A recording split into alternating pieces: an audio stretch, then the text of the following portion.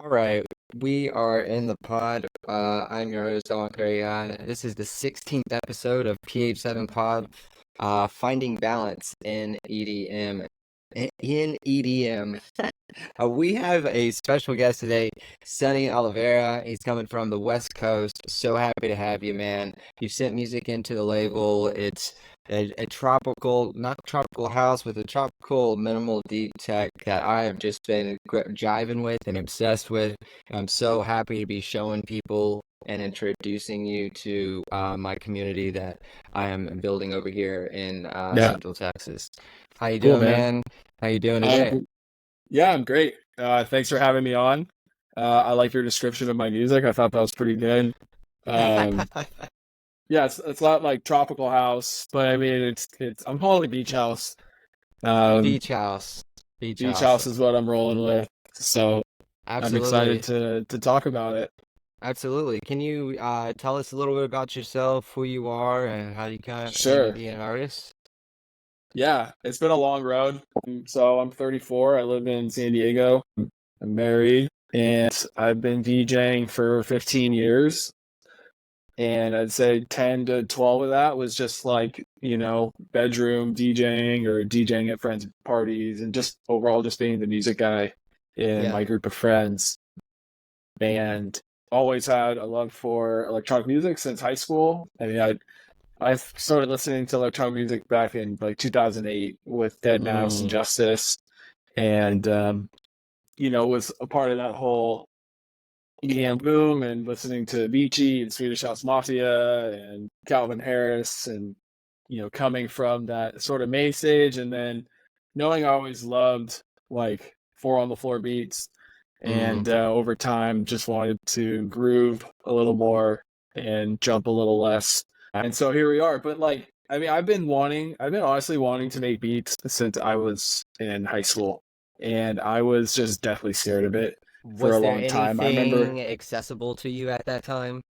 I mean, the internet, but I didn't know how to use it properly, and I Yeah. was also like in college and being a college kid, so I never gave it the amount of time it deserved. I remember I think downloading like you interpreted like I guess I was more meaning like did you have access to something of like Ableton or a DAW, something that really got you into the capabilities to create something really cool, like have all these cool technology. Like what yeah. technology did you have access to back then? I didn't have access to it. I needed to seek it out. I remember downloading the free trial of Ableton 8 and Nice. taking one look at it, and then like 3 years went by, and I still hadn't done anything with it.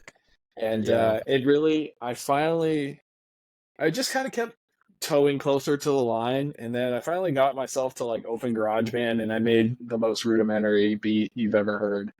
But I was like, but it was a song, I was able to structure it out, and I was like, all right, I always just believed I could do it, and then final like during COVID, I finally was just like, all right, I've got time, I'm gonna learn to do this. So I took like Mm, a Zoom like crash course on how to like use Ableton, not necessarily how to like write songs, yeah. but like I was able to put basic things down, and then joining Kick and Bass, which is the West End Discord, Mm-hmm. has really helped me because through they have tutorials, but more importantly, they have lessons. And I just like, every so often would sit down with someone, a coach who knows what they're doing, and I just got to ask all the dumb questions that were in my head.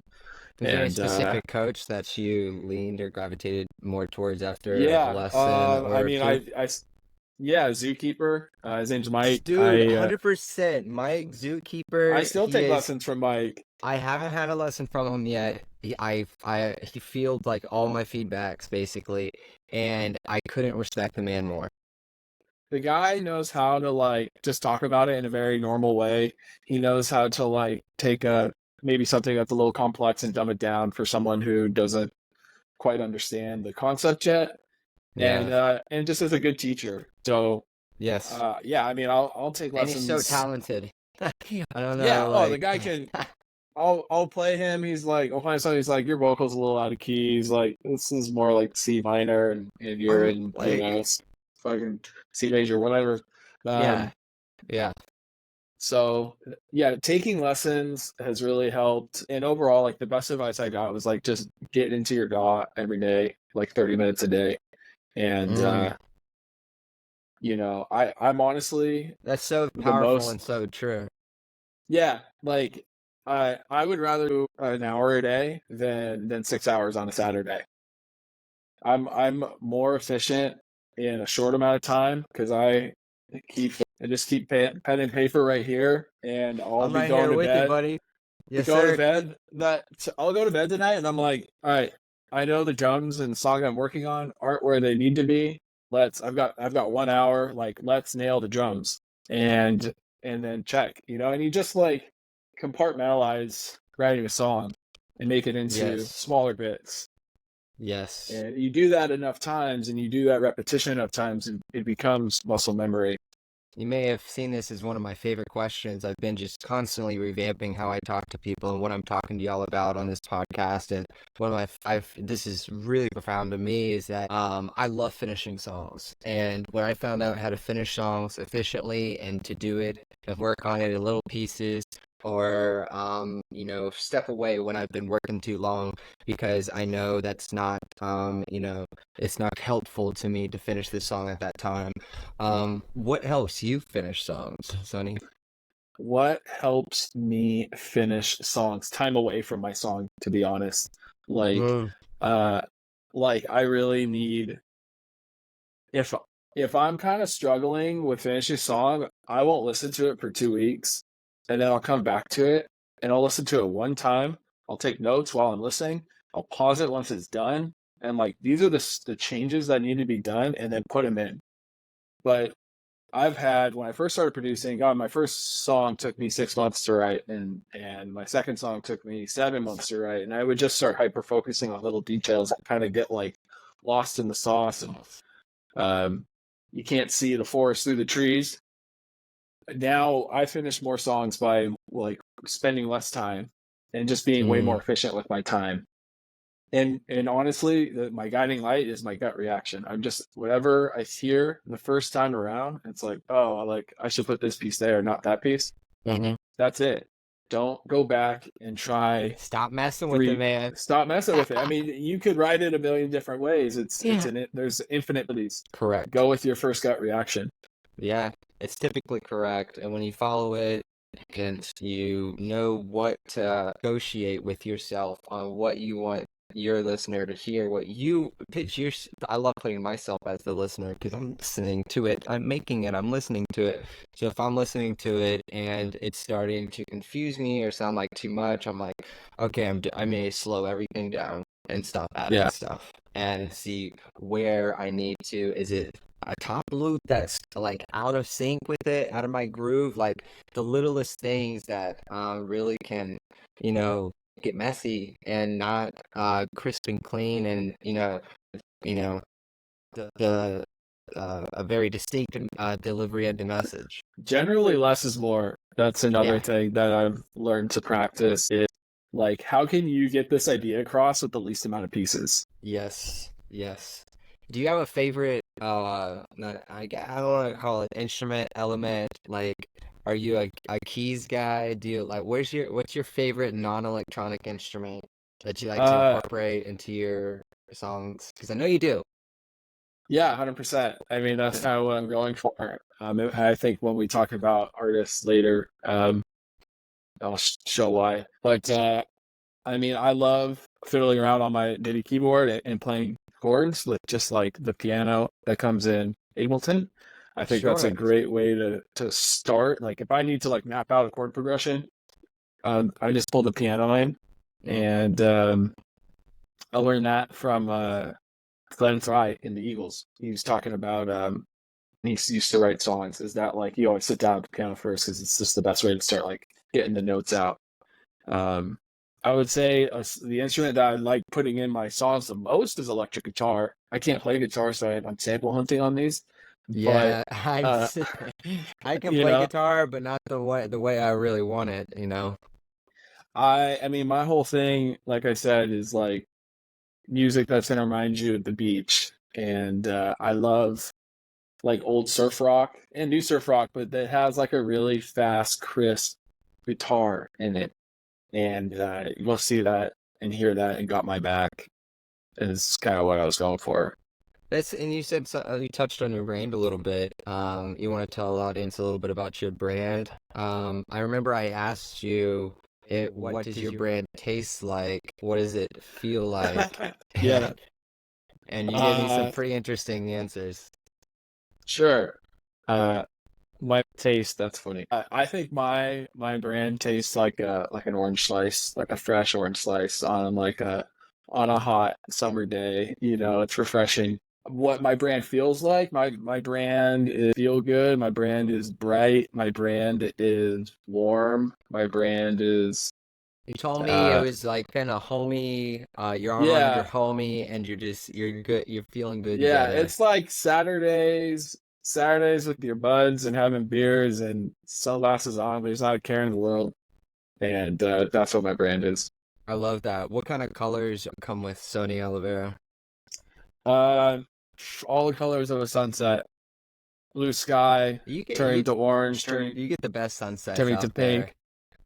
We did. I get and I live very close to the beach, and it's I'm blessed to be able to see it. You know, if I'm not there, I'm still seeing the sky change colors No, every you're day. not in And San Diego, are you? Or where are you? yeah, You are? well, I'm in San Diego. I'm in North County, which Mm, is like a little closer to the beach, and just I'm in a little beach community. yeah. I love that there was like a little beach community over. It was like Belmont Heights. It was right north of like that would be Long Beach. It was Belmont Mhm. Heights, and then it turns into you go further down, and you go to Huntington, and then you go further down, and then down the coast. I love that coast, man. That coast is super nice. What is your favorite thing about like San Diego? Everything. I mean, I I love it love it here. too. I I love love it I, here. it's so beautiful. I almost like if I could The have stayed people, out there. the people are friendly. It's a big city, but it has a small town feel. It's laid back. It's easygoing. Because I think that's just like it has that kind of beach attitude. Mm, It has amazing food, all different cuisines from all over the world. It has great weather. mm, Um, it's yeah, it not. I sure mean, does. it's. I love it. Yeah, I feel very fortunate to live here. You just you kind of described some of the reasons why I love Austin, Texas, because of the people and the big city, small town vibe. Because Austin's not like Houston or Dallas. What Houston and Dallas I would describe as like maybe LA and San Francisco. I mean they're just like really overwhelming cities, but really good cities. But then Austin's a Yeah, really big city too, and it kind of gives that small town vibe and the people are yeah, just great, and the food and the music. I mean, it's the live capital of the world, of the world, the U.S. yeah. It's the live capital of the U.S. and it's just it's so unique. But when I was in San Diego, I went to CrossFest, Yeah, that was so fantastic. I don't yeah. know. I was gonna ask you if you I've had any. worked cross. You did? Yeah, Nice. I worked it 1 year. I was gonna say another thing about San Diego, the house music scene is incredibly strong. Oh, Desert Hearts with politics. So many things of fruition out of there Yeah, that I love, that I personally follow. But Crossed, it was super cool, and I just was hearing about things like Lightning in the Bottle, Crossed, the Desert Hearts Fest, and they were like, you got to go to one of these, and I went to a handful of things, but I'm thankful that I went down there because I think I saw a test pilot for the first time before I was just like turning over and I saw a dead mouse and I was like, crap, man, like I didn't even yeah, know like you had another project, but yeah, honestly, the West Coast is like, as far as EDM goes, I feel like in dance music, it is like a little bit ahead of the curve in front of the entire US. But I don't know if I can speak on that. Yeah, maybe. I when I think of like the Midwest, I think of dubstep, and maybe that's just no, no, like, no. I'm saying the West Coast, San Diego is ahead of the curve on. I'm not oh, San I'm Diego, sorry. but I'm saying LA, like that whole coast over there. Yeah, is like on the tip of the spear in regards, and I was not saying the Midwest or the Central Texas. No, we are a little bit behind the curve, but there are some really cool things happening over here. I have to say, yeah. Well, that's totally awesome. different though. Yeah, Totally how's the different house though. music scene in Austin? House music scene has always been here and there, but right now I think it's probably the strongest it's ever been because of this club called Concourse. And Concourse Project, it just got ranked in the I guess venues of the world and in the US. Hmm. It's number one in Texas. It's number 25 Is it a in big the space, a small world. space? What does it look like? It's a very it's like a bougie warehouse basically. Cool. A huge warehouse, good VIP upstairs. Their capacity is pretty massive. I don't know what their cap is, but they have five huge panels that they have behind their DJ. I would say like it's a mixture of Like the Mirage? the size of Academy. No, it's bigger than Academy. I've never been to Mirage. But this it's just it's a really large thing. Probably a football field. Dude, it's One probably like 50. stage, two stage? It's got one stage all the way down. I'm gonna give that like 50 yards. Yep, I'm gonna give it a 50 yards space. All That's what it right. I'll feels leave it to like. the Texan to measure stuff in football In yards. football yards. For real, though, I was a kicker for I was like 7 years, man. That's what I went to school. Oh, nice. And I went to school. you can definitely mark off distances in Oh yards. yeah, that's 50 yards. I've kicked a 50-yarder. Yeah. Yeah, no, but Concourse put it on the map, and there's been there's also a lot of people that have, I mean, a lot of people from California have come to Texas, and specifically they've come to Austin. Anybody outside of Austin that doesn't live here, that is a Texan, they just call Austin LA, the LA of Texas. I'm like, guys, Got it. it's really not, but okay, Yeah. guys, I guess y'all need to go to LA and come back and really compare. But it's a bit different, Yeah. and I've been to Austin a couple of times. I like it. I It's do like, like it a lot. I do like it a lot, but yeah. there's a lot of good people trying to do things, from open decks to just really good event companies, and just they're multiplying and doing really cool events, good names, and they're giving the local Yeah. talent opportunities to play for those names, which is Would you just say PH7 is trying to do that? I think, and also have been working on one, and sometimes you just got to choose one thing to focus on to pinpoint and say, I'm going to accomplish that. Yeah, And that one 100%. thing for me this year is going to this thing. It's a small local fest that I went to personally and played one of their afters on one of the decks that they gave me a slot, and it was called Nova. And their Nova Fest was dead center in the middle of nowhere in this damn cow field that they set up this infrastructure, and it was a big ranch that had basically a big loop, and they had one stage over there, the base camp stage over there, the main stage right here, and there was one stage right there. And their whole gig is that they want to set up this infrastructure, porta potties. They set up the stages. They live on the land, and they want people to come that want to sponsor their artists, that want to host the stages.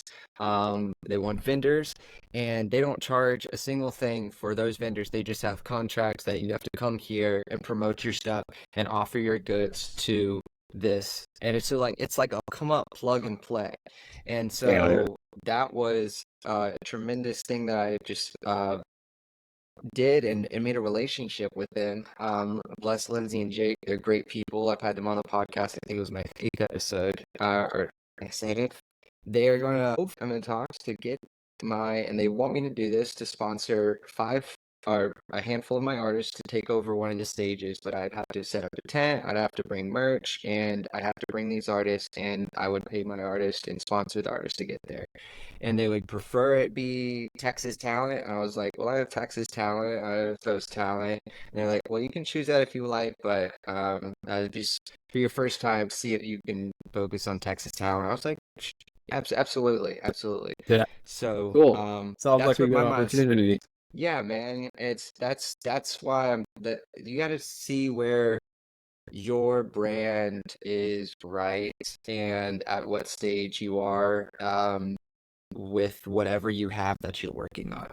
And if you are really real with yourself and you take it very seriously and you approach it with intent and purpose, I feel like we're going to just want to do it and feel grateful constantly for like what we have the opportunity to do.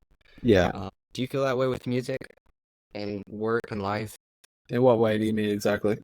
That you are constantly grateful for the space and capacity that you have to do everything that you're currently doing.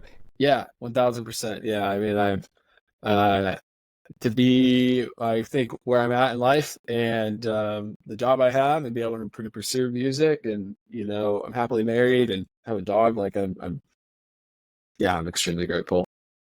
Yeah. Yeah. I um I just love talking about gratefulness. Honestly, sometimes I get lost in it because I don't even know what I was talking about just a minute ago. But I know that Yeah. I'm happy and I'm here with you, and I'm going to Yeah. jump into a few more questions. Sure. So why dance music versus any other music? I mean, dance music just like pulled me in. I didn't really have a choice. It's so, what's the word? Like intoxicating, it's just like, the whole point is to just like get lost in it. And it does that to me. And I've been listening to it for a long time now. And I've always felt like I understood the language of house music. Like, I understood what songs were doing and why and how. When you do this, it sets up that. And this feels good because we did that there. And I think I was able to actually kind of like bank this knowledge over the 10, 12 years of just listening to it, just being a fan. I've always studied it. Like, I've always listened to it, but like was taking notes as to like, why does this feel so good? It's because we built it up and built so much tension, and then here comes the drop, and here's all the release, and here's all the sound, and you go from like looking down a barrel like this to and then everything opens up. And Was it always a fascination of, oh, I like that, and then, oh, I want to make that? Because I was like, oh, I like that for like 10 years, and then I was like, oh, I want to make that. I always wanted to make it. Yeah, I think back, I don't know if I would have admitted it to myself, but back in my mind, I'm like, I know I can do this. I know I want to make this. And it's just like, gosh, it took me years of just tiptoeing towards like jumping and being at it and until I was able to like wrap my arms around it.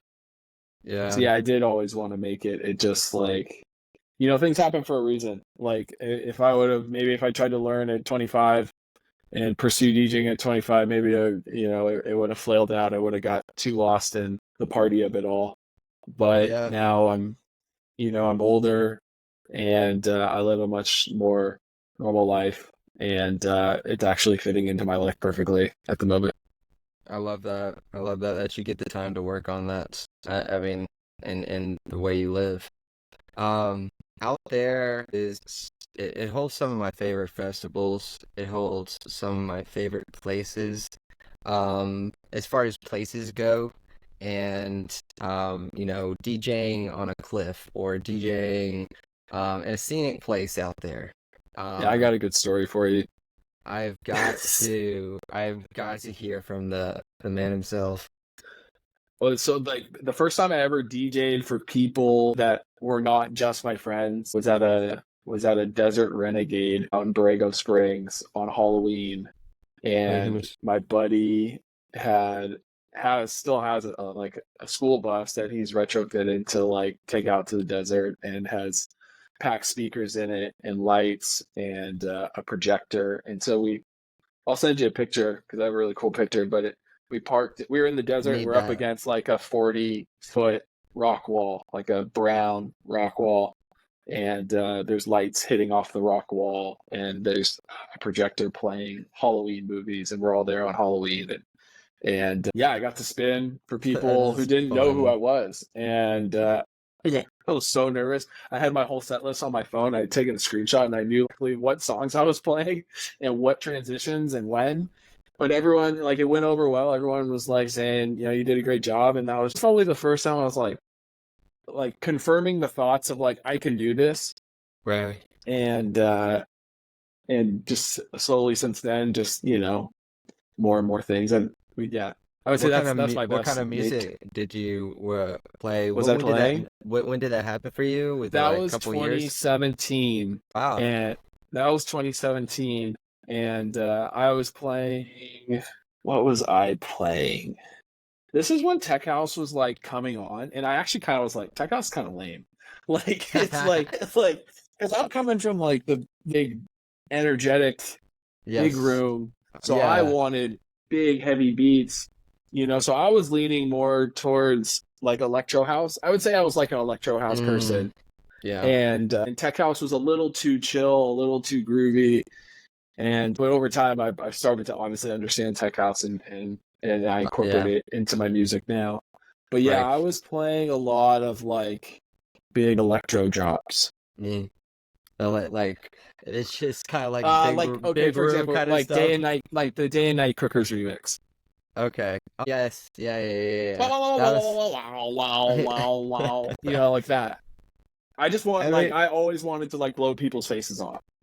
I was This the same way with like dubstep and like I mean just like I honestly loved rhythm for a handful of time and I messed around with it but I honestly I really loved like cool bass music and weird wubs and like LS Stream. I would never play LS Stream probably, but I would find just the cool stuff that sounded like LS Stream yeah. and stuff like all the Wakan stuff. I definitely liked a lot of bass music back in the day. I love Troy Boy. I remember I listened to there was Hero Bus, there's Horse Excision, Alan, the guy in So how the did you go 12 from that to Planet. making like Four on the Floor? Man, so I was getting in my first project when I was getting into making music, and I got into something very similar to kick and bass. It was called Defier Society, and this guy named Alex Defier, along with this other guy from the UK, I believe, they started Defier Society, and it was very similar tutoring lessons. They had feedback sessions 5 times a day. They had a calendar, you sign up, and they had all these tutorials, and it was all bass music though. They had people like Odd Profit, I had G-Rex, Lux, who is now doing something called Link, I believe. And um, so it was a lot of I was so fascinated with sound design and making bass, and I had no idea how to write or produce music whatsoever. Mm. I mean, I played guitar a little bit.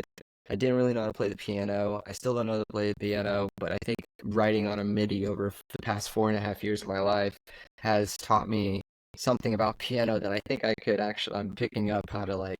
I just Yeah, yeah, I'm picking I up the challenge you to concept. just force yourself to start using your intuition and like playing it with your hand, Yeah. because you have the ear, and that will translate through your fingers, and I totally agree with that. I just have start to just force yourself to do it. say yes and don't. I can't get in my own head about just it's a little more difficult than just writing or doing exactly what I want to do right here because I've been so used to just drawing it. But Yeah. I want to push myself to explore. But how I Or got have over a from day where like it does like there's no pressure, it doesn't matter what you make, like just purely about exploration or exploration. we need that. We need that because we're so focused on finish, finish, finish, Right. and we're like, we only have this much time to do this, but we're also, look into yourself and then do something about what you're thinking about, and that will lead to you won't feel like, oh man, it's just another day passed. I didn't do that one thing. No, Right. you did it today. You did do it today. But how I moved over from that, I honestly, it was called Alpha Trap, and I did it for a year and a half, and What's Alpha Trap?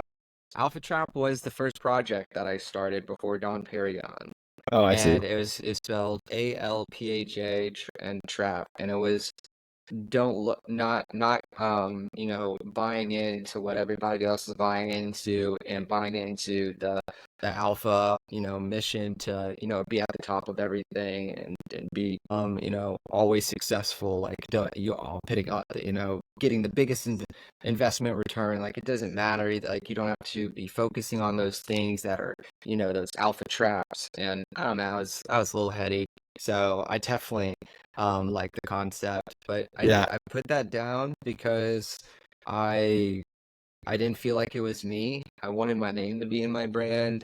I didn't feel like I liked that music, but I didn't really feel like I had any ideas for that music. And that's when I cut my losses and just shifted into the four on the floor. And I wrote my first song called Blue Moon Boogie and released that with a local label here in Austin that decided to get my back. Shout out Viridian, and Justin Benedict, and it was a good shift. And Don Pairion felt right, and Don Pairion kind of played into I like am an ener I care about love. I care about pairing. Like I care about people not feeling alone and coming together. Putting everything aside and just realizing that we're two souls on the dance floor, that we can let our spirits be live or we can let them be dead. And so pairing up the pairing of ions, I was like, man, I'm gonna say this is something that I can stick behind, and No, that's cool. I really like this. And That's then cool.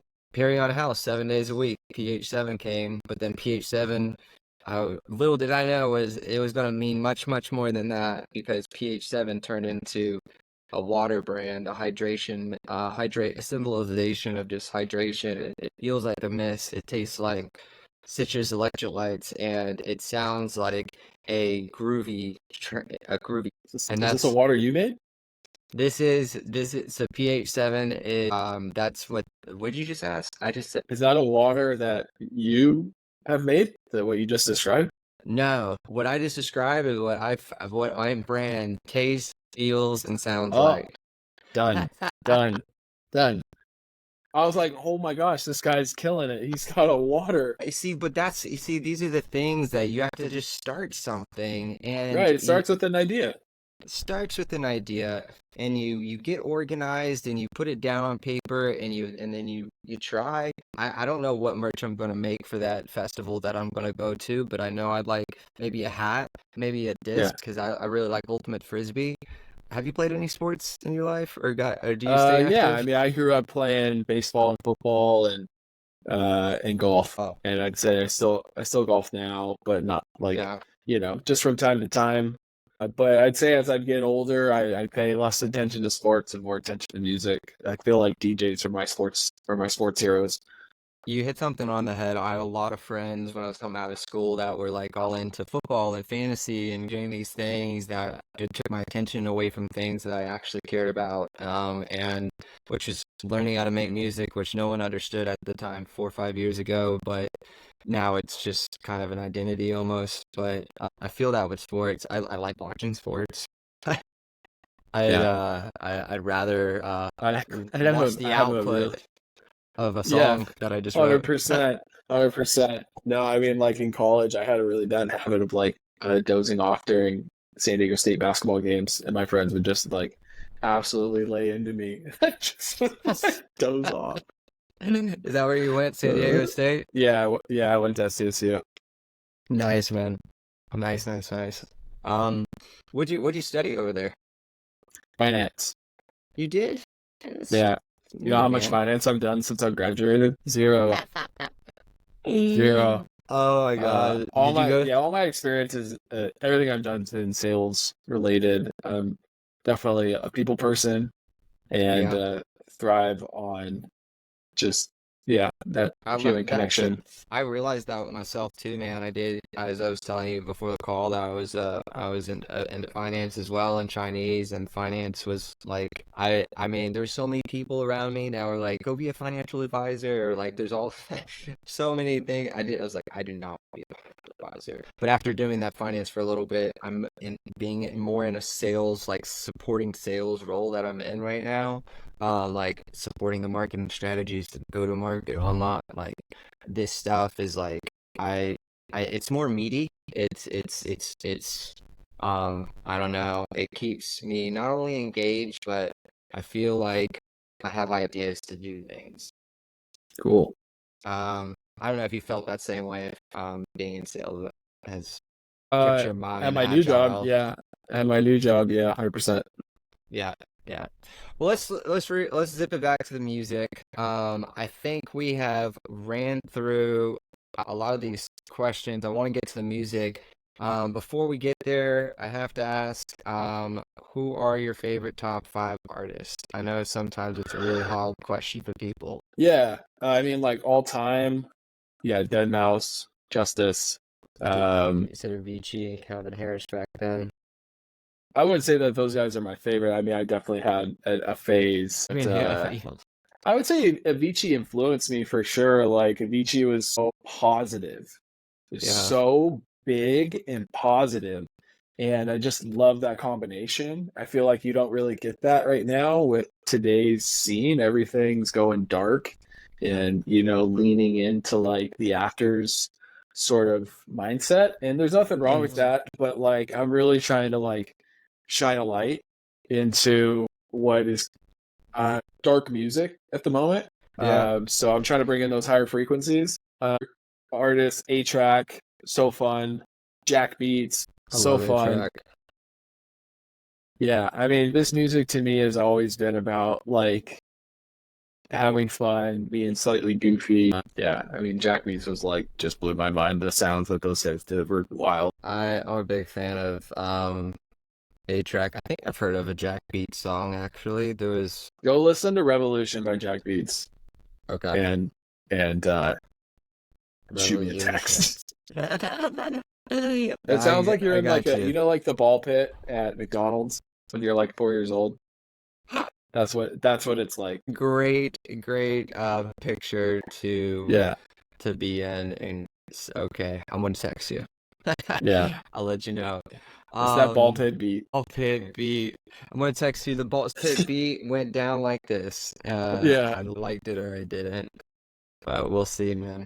Well, I really appreciate you talking with me all about the brand and where you are and some of your inspirations and some of your experiences along the way as a DJ and just your producing journey as well.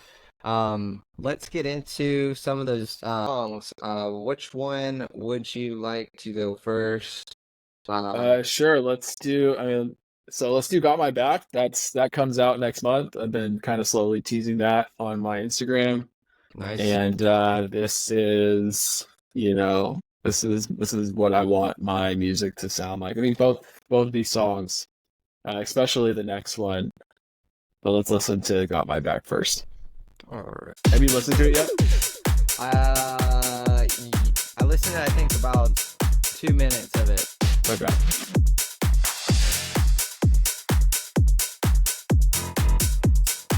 It's smacking already. I love the kick and just it's just thumpy.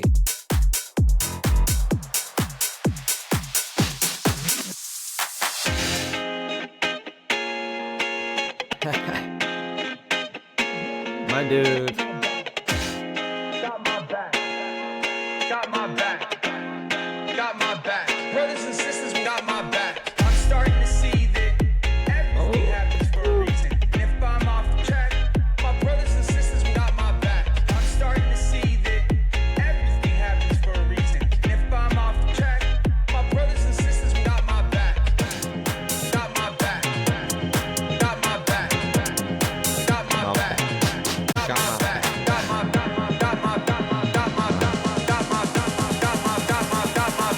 Brothers and sisters got my back. I'm so excited. Bro.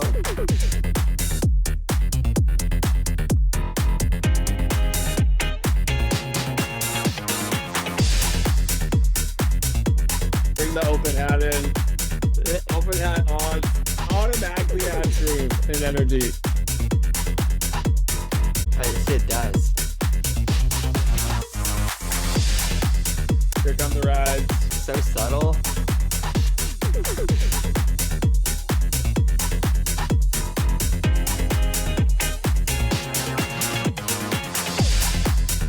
Now we gotta cool off the beat.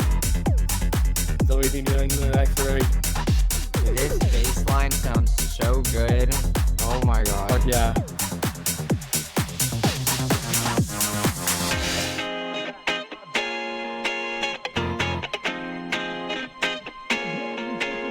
I love that. Got my back. It is That's probably my very- favorite sound. Got in my the song. back. Brothers and sisters got my back. I'm starting to see that everything happens for a reason. And if I'm off the track, my brothers and sisters got my back. I'm starting to see that everything happens for a reason. And if I'm off the track, This is my Vinny, right? brothers and sisters got Hold my up. back. My back. Got my back. Got my back. Got my back. Got my back. Got my back. Got my back. Got my brothers and sisters got my back.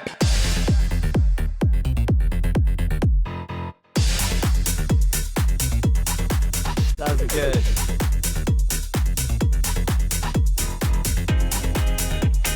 Brothers and sisters got my back. Got my back. Got my back. Got my back. Brothers and sisters got my back. Got my back. Got my back. Got my back. Brothers and sisters got my back.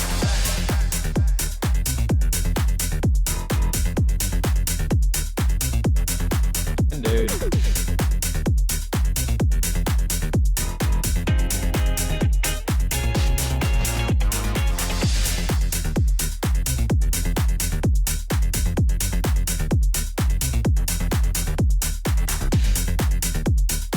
That'd be good DJ out of.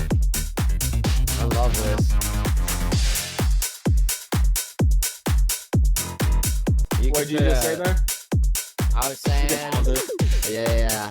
I was saying that would be a wonderful song to bring in like a rolling bass line out of, or just something else groovy, and it just really Yeah. keep good energy. Anyways, I'm glad you said that because actually, I think my favorite part of every song I write is like the start of the outro because God. we're starting to like come down on the energy and we come to this nice resting place where like you can loop it as a DJ and like just keep the bass line and drums rolling and it feels really good because we were just peaking up here and now we're just kind of Yeah. like we're kind of like leveling out and it creates a nice canvas for you to come in with something else. Yes, beautiful canvas to come in and out on that song. When that just steady, it felt like an eighth like bass line that was just pumping, and it felt really, it felt What really was your good. favorite part or what like what stands out? So that's I think it was that second drop where it was kind of a little fake out drop basically, and it kind Yeah. of gives you that little hop skip, and then it brings in the whole party. I really Yeah. like that part because there was a That's lot of pa- energy. It was Cool. compact energy that was placed right, Yeah. spaciously. What was your Cool. favorite part? What was your favorite pieces of this song? My favorite part is, gosh, there's two ideas there. There's the guitar idea and then there's the bass line idea. And I like that those two things, which sound a lot or different from each other, still connect. And I really like with the guitar that it's really stripped back. I mean, that when the guitar is going and the vocal's going, it's kick, bass, guitar, vocal. That's four things. Yeah. And I actually I had drums in there at one point and I pulled them out because I just wanted the focus to be so much on the vocal and the guitar. You And that's brought it. that one, like, when it's in the build and you thrown away the drums, but it's that kick that you have with a little bit of like to it or something. That was it wasn't like I do that and I like get really, it's just kind of light. I mean, it's just a kick, but the way it was delivered was just very Yeah. compact and punchy. Like right and, before the drop. Yeah. yeah. Where There's a where it kind cowbell of, layered on it. interesting, Yes. because it does kind of get that high It has end a little bit. It has a doink. A doink to it, yeah, and It's got a doink. It's a lot. Oh, something's coming. Like, Yeah. but it was It's counting delivered you well. in. Yes, it's counting you in, and it sounded as impactful as the drums that were coming that were going to Yeah. be delivered to us. So, I love very nice cowbells. production. You do? I do. I love cowbells. I love bongos. Yes, bongos These have are all been. like I want those like perky sounds. Yes, yeah. The song, the hats in the song were really crisp. I really like the song. Those when you said the rides were coming, and then I just like felt the rides not up here, but kind of sweeping down here at my chin level. I I was feel like, like they're going like this. So yeah, like that's yeah. like around the side of your head. I think that's why Yeah. I don't feel it up here. I feel it just like kind of like neck level on it. Yeah, that's cool. Super cool song, super cool. So that's coming out next month. Yeah, that comes out next month. Thanks for letting me play it here. I'm really excited about that one and the next one because these two songs that we're gonna listen to are like my first go at like knowing what I want my sound to be and then going for it. And because like if you listen to some of my older releases, it's I think I was probably leaning into what was popular. Mm-hmm. And by making those things, I learned that that's not really what I wanted to do, and I pivoted, and this is what I pivoted into. Well, what you pivoted into has made me a fan for one. But it's the way you deliver it, and it's not only that you know what you want to do, it's the mix is sounding so good, bro. I like every element that was placed in there, and I couldn't really say, oh, that one's clashing, or oh, I kind of wish that wasn't there. Like, Yeah, you swung that guitar in there, it just felt right. cool. That's all that uh, matters. That's all that matters. So tell us Let's a play little the bit. next one. The next one, do you want to give any Yeah, preview for it? What kind of sure, feels we for got? sure. I mean, personally, this is my favorite song I've written. This song encapsulates everything that I want my project to sound like. This song is inspired by watching sunsets on the beach, and this was actually called the Sunset Song for a while. And it was actually more like a 7-minute thing that was like very like had a lot of twists and turns. Like it was more of like a Dead Mouse style or a Lane 8 style where it's like a movie in a way, like a beginning, middle, and end. But then I'm a new artist, and no, I don't think I've earned the right yet for anyone to really listen to my 8-minute song yet. So I'm playing to the crowd slightly. So I shortened it, and I found a vocal. And what happened was I found this vocal on Splice, and it fit the song perfectly. It fit the mood perfectly, and all of a sudden it was just like, oh my god! Like now my song had an identity, and Yeah, so I went with it, and I love everything about this song. amazing, amazing. So this is "I Don't Depend" by Yep. Sonny. Is this one released or not No, this released? comes out in July. Comes out So in the July last as well. one, June. This one, July. All right, buddy. Let's get into it. Oh my gosh. Okay, there we go. There it is. Did you listen to this one? This one I did not listen to. Oh, So, perfect. first time listen. Let's get Yeah. it.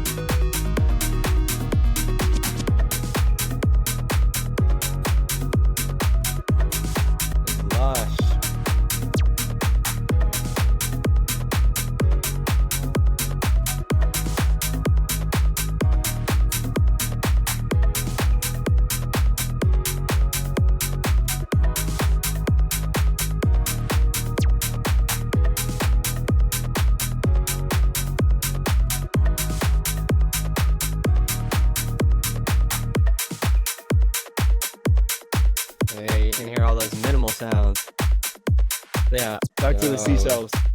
Back to the seashells. I love that you said seashells, man. Every time I would walk my dog on the beach every day that I lived by the beach, I would definitely collect like one seashell because there's always a seashell. Why not? I took a handful of notes on that one since I realized some people like me saying all the stuff I think about it. Some people just I kind of like to let people speak sometimes too about it. I mean, I'd love to hear what you think about it. I love getting a first time listen reaction. You know, I mean, I'd have the whole idea and vision for the song, but like that's only my thoughts. I'd love Yeah. to hear. So what I thought about the elements that stuck out were especially in the beginning, the guitar, the bongos, the guitar, and the little lasers, and then that was creating this really good groove that I was starting to, settle into. And then you brought in those lush, sassy vocals, and that's how I would describe them, as lush and sassy. Yeah. The drop synth sequencer that I guess is an arpeggiator of some sort, but um, had it gave me a little bit of like 80s kind of vibe to it, a little bit. Mhm. And my last comment was on all of the little minimal sounds that I was starting to pick up in the drop. Like I was listening for them. I picked them up in the first drop and I was like, okay, let's see if I can pick them out in the second. And then I started to pick out the little subtle, kind of like, I don't know, you want to call it like little squeaky, click stuff that like really, kind of rides within the groove. So I really like that minimal stuff there. Yeah, really Cool. lush What song. what did it make you feel like? It made me feel like, I was, getting off a Friday and no plans for the weekend really, but I live by a beach that kind of just like put my mind with the sunny sunset. Go riding my bike down the beach side or walking the dog down there. But just kind of like realizing, not just feeling that it's all going to be all right. It's definitely a feel good. A feel Are you good. saying that? No, man, I feel like you're like, I wasn't even looking at you. I was trying to get into my head, and I was trying to let I you mean, that's know what amazing, man. That's the attitude I'm trying to convey. Is it's all gonna be all right, and like you can like take a breath and like look up and have a smile. it carries you. That sequencer, that tell us a little bit about that Yeah, for sure. I mean, synthesizer. I'm glad you asked because that's like the crux of the song for me is like I wanted to write a song that looked like a sunset, and I wrote that riff. Those are the chords that kind of anchor the song, and I put an arp on it, and it's spiraling down. And to me, like the way that arp spirals is how a sun sets like into the ocean, Yeah, and that's why I called that's it the cool. sunset. That was kind of the initial idea. I was like, I'm gonna get a spiraling sound, and then I found the guitar sounds, and then I found the guitar to counter the stab, and those three things just like work all so well in unison. They're And dancing with each other. then I had a song. Yeah, I noticed how you kind of like brought it out as we entered the middle of the song, and then you kind of Yeah, introduced it back again very gradually, bringing it yeah, back in yep. with some automation of some sort. Yeah, I obviously taking things away and bringing them back is a tried and true method, and I feel like you notice like that more like gradual fade in Mm-hmm. or that gradual fade out is more of like a progressive or like a melodic technique. Yeah, Um, because it's whooshier, it takes too longer, it slowly fades in your ear. Like when if you get to like tech house, a party style tech house, like things are much more abrupt. It's a hard pull and a hard add, and that yeah, stark difference is what brings the energy. right. Do you feel like you said that you've incorporated kind of these progressive elements, although you would kind of what would you genreize your music as? Gosh, I don't know. I would What does say Beatport say? what does Beatport know? Only they know. I mean, they've called me bass house, like, but that's I don't. But my other songs are bassier. I Okay. would call this between like disco house, tech house, and melodic house. I think the elements that make house are the drums and the bass. Yeah. And then I pull on disco sound, and I like using chord progressions, which makes me melodic. Yeah. Do you think that's kind of with your music? Do you think, I just like to ask this because I like releasing this type of music and I find myself very, the way you just described, I don't really lean towards the disco house as much, but the tech house and the melodic house from the chord progressions and the drums and the bass within tech house, I really relate to that and what I like to release. Do you feel like PH7 in the US has like, I know it's very young and it's very small. Like, do you think it has a lane that doesn't kind of exist right now? In the sense Of that course. there's this never happened. There's like Anjuna, like there's all these bigger names, but I looked Yeah. around for local and there's a lot of tech house, there's a lot of deep and minimal. There's, Yeah. the old school EDM, I don't think big you need room. to like rewrite the wheel and like come up with a genre that doesn't exist and then brand PH7 about this genre. I think you just like No, it. the melodic house and techno is what I'm trying to get at. Okay. Yes, I think there's a space for you guys. I think that those communities thrive on their community. I mean, like, and that's what you're building, and I'm happy to be a part of it. That's amazing. Thanks, man. I appreciate it. And I listened to so much, and it got inspired by so many different types of smaller labels that have grown big. I mean, Hood Politics, for one, just like God bless DJ Susan and everything that he does with all that stuff. But I've heard that music, and then I've heard all these labels that are like the traditional house, some labels like in Chicago and Detroit and stuff. And I was like, I don't really make piano like old school kind of house, but I really do like a lot of house and techno, and it's not a John Yeah. Summit off the grid label, but I thought that it could have a good lane and be Well, then I a feel welcome like, I house. mean, we haven't even talked about Do What You Love, but I feel like Do What You Love, landed in the perfect place then. I love that. I love that. I love that I'm able to work with Kind of wish you, we would have listened to Sonny. it, but We you gotta keep them wanting more. We gotta keep it. It's such a good song, and I'm so happy after even listening to these songs and sitting down and talking and breaking bread and learning about you, Sonny. I'm just over pleased to, be welcoming your music over here. Yeah, And, man. Well, thank you. Likewise. I love that you received me well. I appreciate it, man. Dude, you're down for the cause. It's all mine. So I let's love do it. it. I love it. So we'll be wrapping up here with some of the PH7 hydration talk. I'm narrowed it down to just 2 questions, and we also always got to talk about what's upcoming, other than your 2 songs. How are you getting involved in the scene, or what's just on your mind For sure. at the time? So we'll start with hydration talk. I'll go into it. How important do you think it is for producer DJs to find a sustainable medium in going out all the time, performing, socializing, promoting, doing the whole thing yourself? I think as you get older, it's extremely important. I think maybe you can get away with it if you're in your early 20s and you just have less responsibilities. I mean, staying organized and staying balanced is something that I struggle with and I'm working on, and it's going to be a lifelong pursuit.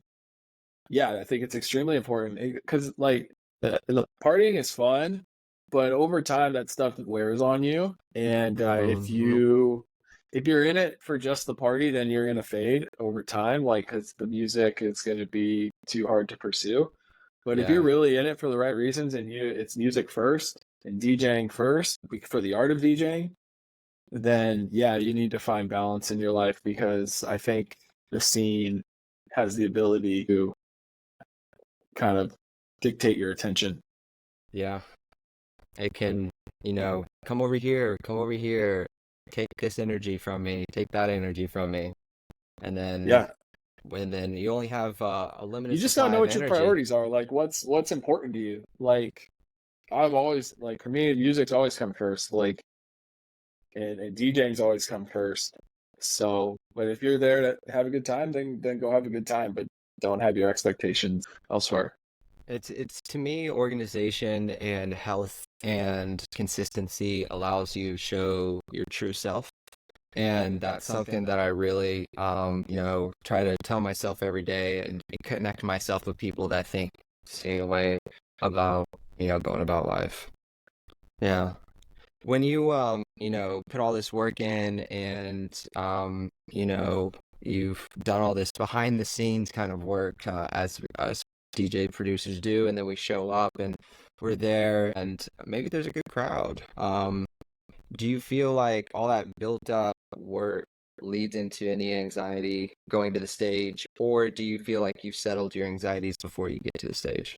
No, I still get nervous before every time I DJ. I mean, I could be DJing a Monday night at a bar that has 3 guys passed out at the bar, and I'm still nervous.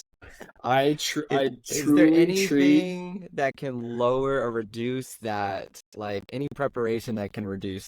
Uh, I've tried, and it's always going to be there, and I'm okay with it now. I think it shows my devotion um to the craft, and I've just learned to be cool with it or try my best to, and channel it. But yeah, man, those first couple transitions are usually a little tight, and then about 3, 4 songs into it, I start to loosen up, and then I'm like, all right, I got this. Let's go. Do you And like I like to have a Topo Chico or something up there on the stage just to keep yeah, me. oh yeah, salt. Yeah, I just learned about drinking club soda. I mean, I Yeah, usually just sip like a vodka soda, right, but right. club soda is great. But yeah, I don't want a pregame before. I want to go have a very quiet dinner and show up Yes. sober and DJ, and maybe 30 minutes in I can start having a beer because I'm in the flow, and then afterwards we can have a good time. What's one of But your you just said something I'd asked. What is one of your go-to like pre-playing dinner? What do you like to eat? I'm either eating a steak or I'm eating sushi. One of those. Oh, It's it's either just or. either or. Yeah, it's just whatever the Yeah, mood I'm is. usually getting a nice juicy steak. Oh God. All right. I feel like I've gotten to know Sonny over here. We finally got it all under wraps. Yeah, Oh, and then a that's burrito in the morning when And I see your burritos on your content, and I'm just like, yeah, dude, Cali and burritos, they're like a 14, what are they, it's like what we. $14, but they're massive or something, right? Yeah, Right, it's maybe just what you do. it's yeah. I'm a big. I really like shrimp tacos before I go and play. I don't know. Some people like, why do you like fish? I'm like, well, I mean, it's just good. But you said steak and sushi, and I was like, well, steak Yeah. sounds like solid, and sushi sounds a little bit like my stomach might be uneasy if I drink later. So Oh, dude, maybe it's I have a stomach of steel. I can eat anything twice. oh Superman over here. Well, all right, Sonny. What do you got coming up, dude? I know we got these two songs, one in June, one in July. Yeah, show wise, I don't have anything planned. I'm kind of in search of a show for the summer, maybe one or two. Nice. But I've just been really, really, really focusing on my productions and releasing quality music and releasing consistently. So I've got the 2 songs we previewed. I had "Do What You Love" with you in the beginning of Yes. September. I just over the last couple weeks wrote about 15, and I'm cherry picking the best ones. And so I feel like I've got like a new batch of seeds to choose from and a clearer vision of what I want my music to be. So I'm excited to see what comes of it. That's invigorating. I really enjoyed talking with you, Sonny. I mean, quick run through some of the things I circled today is that your brand tastes like an orange. You had a Yep. wonderful Desert Renegade at Brago Springs. You love San Diego because of the people and the beach attitude and the big city, small feel. You've been DJing for 15 years and you came from a world of Dead Mouse Justice and Avicii, but have started to listen to others and take advice from people like Zookeeper, and you're listening to people like A-Track and Jack Beats. I'm going to go listen to Revolution. Go But also, one last one I forgot to mention. Okay. Go listen to Me and My Toothbrush, Okay, right. and you will see it's the one artist that I'm like basing my whole sound on. It's exactly what I'm going for. It's Me and My Toothbrush, and I know it's a weird name, but he runs Enormous Tunes, which puts out a lot of Nora and Pure. The guy's just super talented, super low key, and does the most amazing job of like blending organic instruments like guitars and horns and piano, and putting like fat bass lines and heavy drums behind it. And it's, I love that cross. Me and My Toothbrush by Jack Beats. Yeah. I want to go check it out, buddy. Well, there we have it. This is Sonny Oliveira. Thanks for being with me today, buddy. Take care. Cool, man. Thanks for Talk having to you me. another time. Yeah. Yes, sir. Peace.